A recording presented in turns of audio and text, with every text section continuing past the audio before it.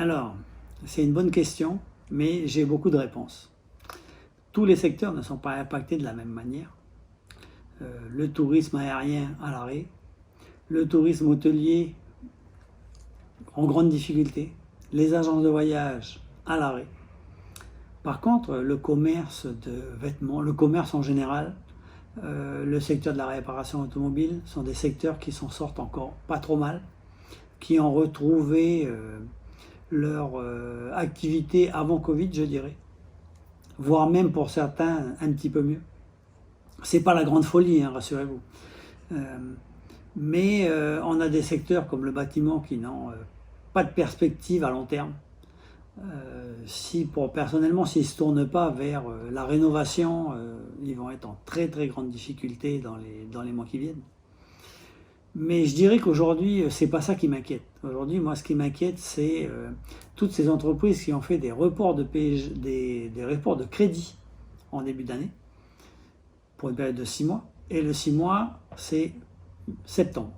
Donc, le mois prochain, ils vont avoir leur retraite de nouveau à payer.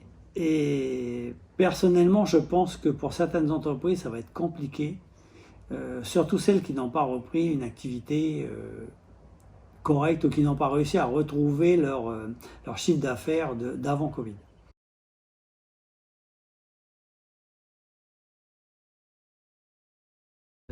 Non, j'ai pas changé ma feuille de route. Ma feuille de route avait des objectifs bien précis. Objectif principal, l'apprentissage, pour plein de raisons. Un, on a beaucoup d'échecs scolaires. Donc, une de mes priorités, c'est de faire découvrir le monde de l'entreprise et de l'entrepreneuriat à tous ces jeunes qui sont en échec scolaire et de les mettre dès 15 ans en apprentissage. Ça, c'est quelque chose qu'il faut qu'on arrive à intégrer pour arrêter d'avoir des gamins qui tournent en rond dans des collèges et qui apprennent un métier qui, dans tous les cas, va leur servir. C'est, je dirais, la priorité numéro un de ma feuille de route. Néanmoins, les objectifs de la CPME sont toujours les mêmes. L'accompagnement des entrepreneurs.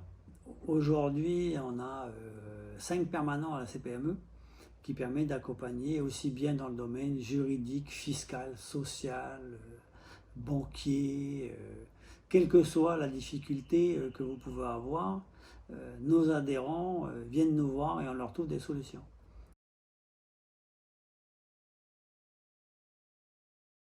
Aujourd'hui, on voit bien qu'avec la réforme du BTP, qui était demandée par nos organisations, mais qui n'a pas été mis dans le bon sens. On ne peut pas dire aux entrepreneurs utilisez des produits de normes NF, donc de normes françaises, alors qu'on sait très bien qu'en Calédonie, 90% de la production n'est pas aux normes françaises.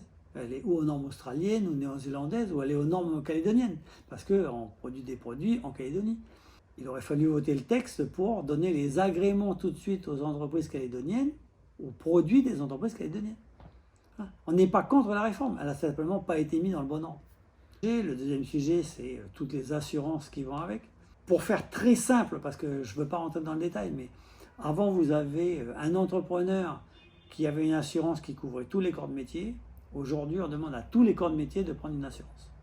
Ça a un coût. Alors, ce n'est pas tout à fait les mêmes assurances, donc il y a un coût supplémentaire qu'on essaie en ce moment de chiffrer. Mais on est vraiment encore dans les études, donc je ne vais pas m'éterniser là-dessus.